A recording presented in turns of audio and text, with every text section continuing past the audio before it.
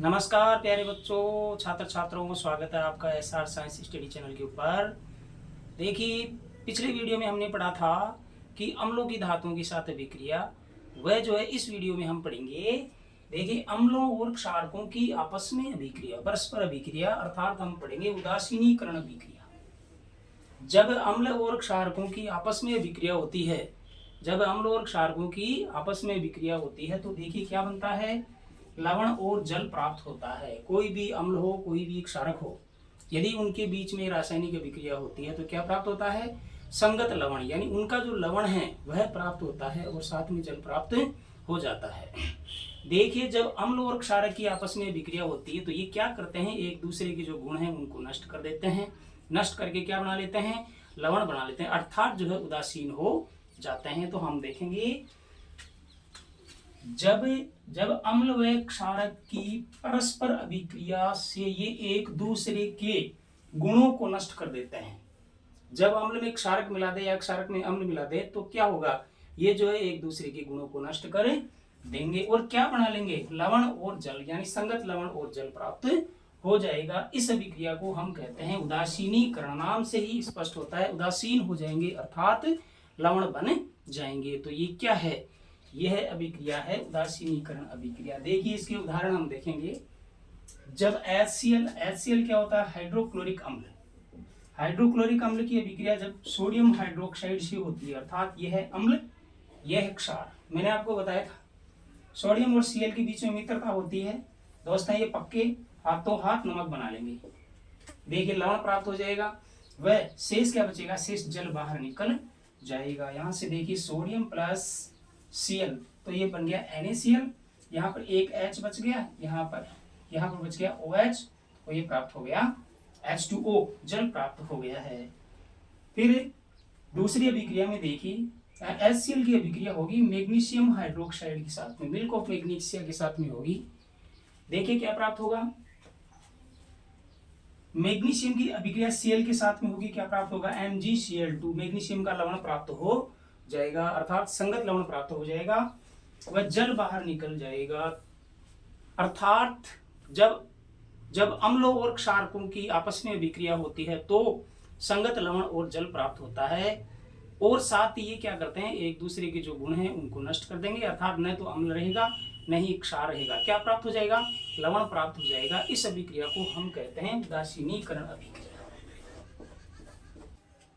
Next उदाहरण देखिए इसका, यह है कैल्शियम हाइड्रोक्साइड है। इसकी अभिक्रिया जब H2SO4 के साथ, अर्थात अम्ल के साथ में, H2SO4 क्या होता है, अम्ल होता है, और कैल्शियम हाइड्रोक्साइड क्या होता है, क्षारक होता है। तो क्षारक की अम्ल के साथ अभिक्रिया होगी तो देखिए क्या प्राप्त होगा कि कैल्शियम की अभिक्रिया होगी सल्फेट के साथ, तो क्या प्राप्त होगा, यह कैल्शियम सल्फेट प्राप्त हो जाएगा, अर्थात लवण प्राप्त हो जाएगा और जल बाहर निकल जाएगा। अर्थात अम्ल और क्षारक की आपस में अभिक्रिया होती है तो क्या प्राप्त होता है, लवण और जल प्राप्त होता है। दूसरा उदाहरण देखिए आप, इसमें पोटेशियम हाइड्रोक्साइड है, यह क्या है, यह क्षारक है, क्या है, क्षारक है। इसकी अभिक्रिया जब HCl अम्ल के साथ में होगी तो क्या प्राप्त होगा बेटा, ACl प्राप्त हो जाएगा, अर्थात लवण प्राप्त हो जाएगा, पोटेशियम क्लोराइड प्राप्त हो जाएगा और जल बाहर निकल जाएगा। अर्थात इन सभी उदाहरणों से स्पष्ट है कि जब अम्ल और क्षारक की आपस में अभिक्रिया होती है तो संगत लवण और जल प्राप्त होता है, इसे हम उदासीनीकरण अभिक्रिया कहते हैं।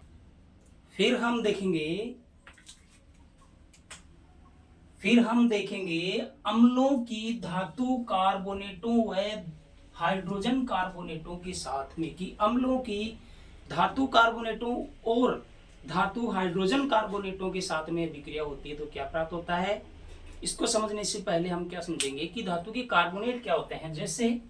जैसे ये सोडियम है तो सोडियम का कार्बोनेट क्या है, यह है Na2CO3, सोडियम कार्बोनेट। जैसे ये मैग्नीशियम धातु है, ये इसका कार्बोनेट है मैग्नीशियम कार्बोनेट। जैसे ये जिंक धातु है, इसका ये कार्बोनेट है जिंक कार्बोनेट। तो देखिए ये हैं सामान्यतः धातुओं के कार्बोनेट हैं। दूसरे हैं धातुओं के हाइड्रोजन कार्बोनेट, इनको बाई कार्बोनेट भी बोलते हैं। जैसे NaHCO3, इनके बीच में ये आ गया, हाइड्रोजन आ गया है, इस कारण से इसे कहते हैं हाइड्रोजन कार्बोनेट। नाम क्या होगा इसका, नाम होगा सोडियम हाइड्रोजन कार्बोनेट। ये देखिए इसमें सोडियम हाइड्रोजन कार्बोनेट बोल सकते हैं, या इसे हम बोल सकते हैं सोडियम बाइकार्बोनेट, सोडियम बाइकार्बोनेट भी कह सकते हैं। सामान्य इसका नाम है, देखिए, खाने का सोडा, यह है खाने का सोडा, और ये क्या है, सोडा एस, ये क्या है, सोडा एस है, ध्यान रखना। अर्थात देखिए, अम्लों की धातु कार्बोनेटों के साथ अभिक्रिया और धातु हाइड्रोजन कार्बोनेटों के साथ अभिक्रिया होती है, देखिए क्या प्राप्त होगा।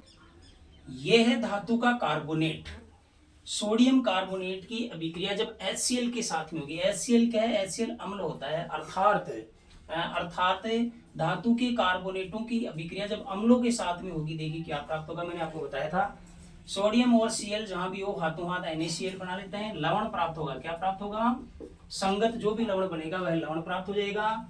यहाँ पर जो है कार्बोनेट है, जहां भी कार्बोनेट हो उसका यदि वियोजन होता है तो उसमें से CO2 गैस निकलती है, तो यहाँ पर क्या प्राप्त हो जाएगी, कार्बोनेट में से निकल जाएगी CO2 गैस और एक ऑक्सीजन शेष रह जाएगा, तो जल प्राप्त हो जाएगा। अर्थात धातुओं की अभिक्रिया जब धातु कार्बोनेटों की अभिक्रिया जब अम्लों के साथ में होती है तो देखिए क्या प्राप्त होगा, संगत लवण प्राप्त होगा, CO2 गैस प्राप्त होगी और जल प्राप्त होता है। उसी के साथ में हम यदि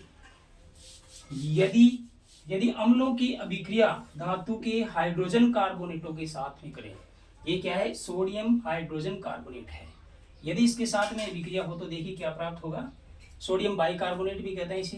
देखिए क्या प्राप्त होगा, यहाँ पर Na सोडियम है, Cl है, हाथों हाथ नमक बना लेंगे, संगत लवण प्राप्त होगा, कार्बोनेट में से निकलेगा CO2, यहाँ पर CO2 प्राप्त हो जाएगी, शेष क्या बच जाएगा, जल प्राप्त हो जाएगा। अर्थात धातु के कार्बोनेट हो चाहे हाइड्रोजन कार्बोनेट हो, जब उनकी अभिक्रिया अम्लों के साथ में होती है तो संगत लवण प्राप्त होता है, CO2 गैस प्राप्त होती है और जल प्राप्त होता है। और देखिए, खाने का जो सोडा है, सोडियम जो बाइकार्बोनेट है, उसका उपयोग आग बुझाने में भी किया जाता है, आग बुझाने में किया जाता है। क्यों,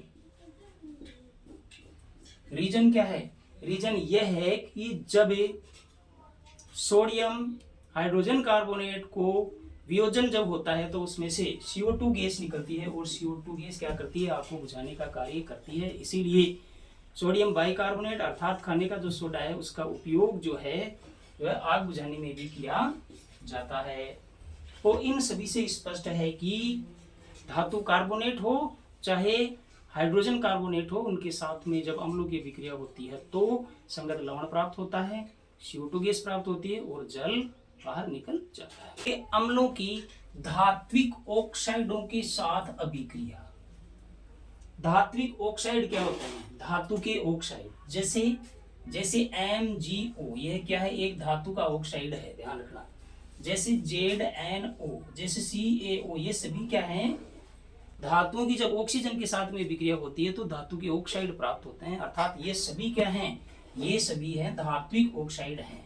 जब धात्विक ऑक्साइडों की अम्लों के साथ में विक्रिया होगी तो देखिए क्या प्राप्त होता है, कैल्शियम ऑक्साइड, ये क्या है, धातु का ऑक्साइड है, इसकी विक्रिया जब अम्ल के साथ में होगी, HCl के साथ में होगी तो क्या प्राप्त होगा, देखिए CaCl के साथ में विक्रिया होगी तो लवण प्राप्त हो जाएगा, CaCl2 प्राप्त हो जाएगा, अर्थात कैल्शियम क्लोराइड प्राप्त हो जाएगा, अर्थात संगत लवण प्राप्त होगा और जल बाहर निकल जाएगा। उसी प्रकार यदि हम देखें मैग्नीशियम ऑक्साइड की विक्रिया जब H2SO4 के साथ में होगी तो ये देखिए मैग्नीशियम के SO4 के साथ में विक्रिया होगी तो मैग्नीशियम सल्फेट प्राप्त हो जाएगा और जल जो शेष बच गया H2 यहाँ पर बच गया है और एक ऑक्सीजन यहाँ पर बच गया है तो जल बाहर निकल जाएगा। अर्थात धातु के ऑक्साइड या धात्विक ऑक्साइडों की विक्रियाएं जब अम्लों के साथ में होती है तो संगत लवण बनता है और जल प्राप्त हो जाता है।